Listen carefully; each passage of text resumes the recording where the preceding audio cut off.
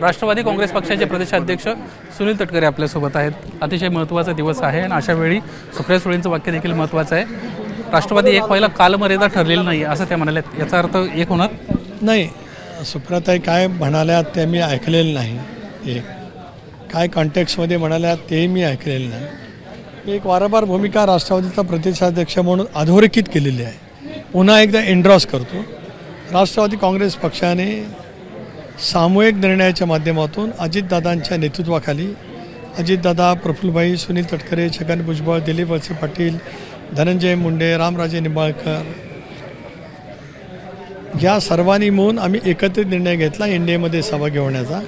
आमच्या मूळ विचारधारेशी ठाम राहत आम्ही हा राजकीय निर्णय घेतला। राज्यातल्या जनतेने प्रचंड बहुमत आम्हाला विधानसभेमध्ये दिलं।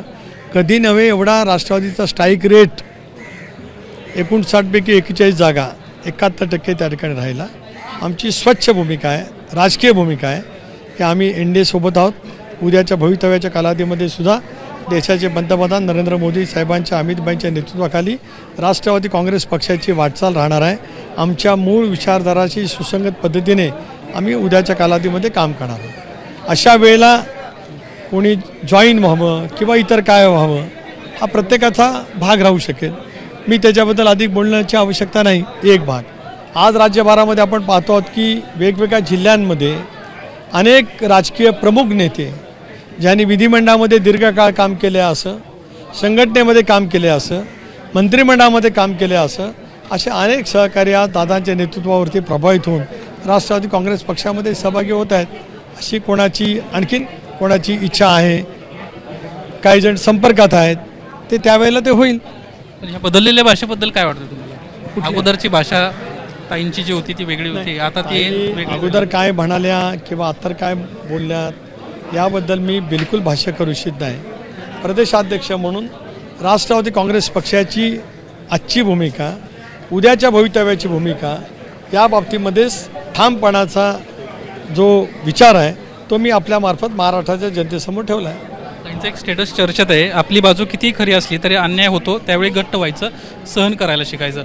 खरंच असं काही झालंय वाटतं का तुम्हाला? नाही, हे याच्यावरती ताईच अधिक सांगू शकतील, कारण अन्याय आणि संघर्ष कशाला उद्देशून सुप्रियाताई बोलल्यात मला माहीत नाही, आणि जे माहीत नाही त्याच्याबद्दल भाष्य करणं चुकीचं ठरेल। ते नेमकं कशाच्या संदर्भात आहे या बाबतीमध्ये ज्या वेळेला माहिती होईल त्यावेळेला बोलता येईल।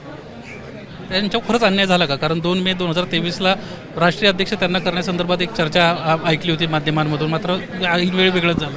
काय झालं होतं सर नेमकं त्यावेळी? त्यावेळेला काय झालं त्याच्या तपशिलामध्ये मी सांगू इच्छित नाही। वेळोवेळेला भारतीय जनता पक्षासोबत सत्तेमध्ये सहभागी होण्याचा निर्णय होत आला होता।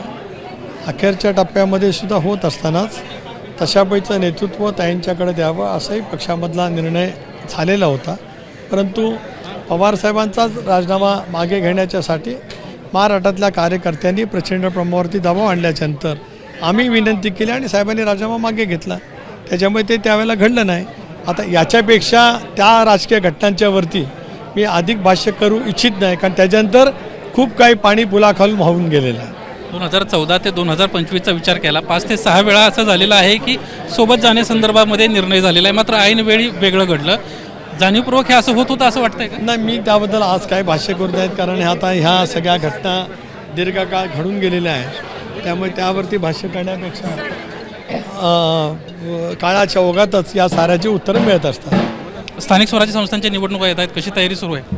तयारी जोरात सुरू आहे। सबंध राज्यभरामध्ये स्थानिक स्वराज्य संस्थांच्या निवडणुका 8 वर्षाच्या कालावधीच्या अंतर होत आहेत, त्याच्यामुळे ते सुरू आहे।